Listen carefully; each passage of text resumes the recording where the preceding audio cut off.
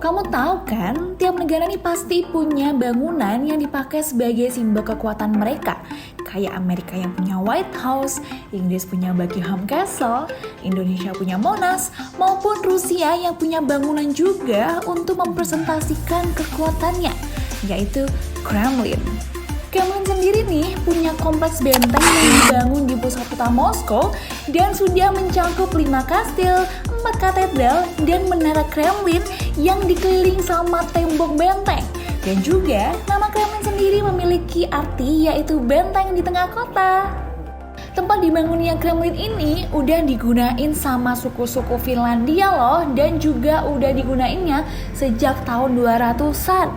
Vietici udah mencaplok daerah ini pada awal abad ke-11, di mana kemudian mereka membangun struktur pertahanan di atas bukit tempat sungai Neklingnya mengalir ke Moskow. Sekarang tempat ini kemudian disebut sama Moscow Brand. Gedung Kremlin sendiri sebenarnya dibangun pada tahun 1485 dan selesai di tahun 1495. Berarti pembangunannya terhitung 10 tahun ya. Dan juga pembangunannya diperintahin sama Ivan III.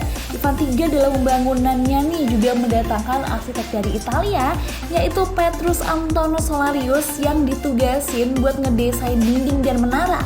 Dan juga ada arsitek lagi yang bernama Marcus Rufus yang ditugaskan buat merancang kastil sebagai kediaman Ivan III.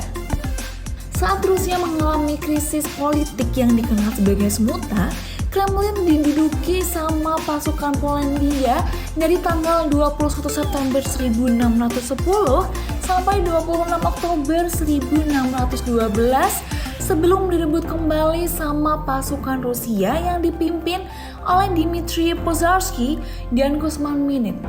Namun, Kremlin mulai memburuk ketika Tsar Peter memutuskan untuk memindahkan ibu kota Rusia ke Saint Petersburg pada awal pemberontakan Moskow tahun 1682.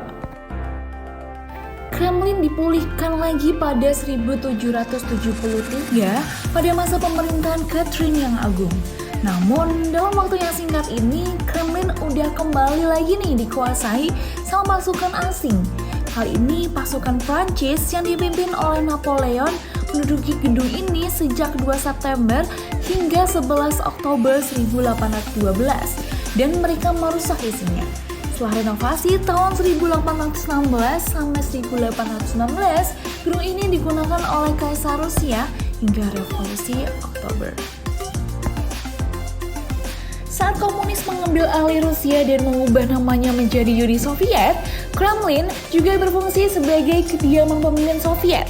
Mereka juga menghapus nih simbol-simbol yang diyakini sebagai sisa-sisa pemerintahan Tsar, seperti menjadi elang kerajaan dengan bintang Kremlin di menara yang mengelilingi Kremlin. Dan juga mereka membangun museum di Kremlin pada tahun 1961.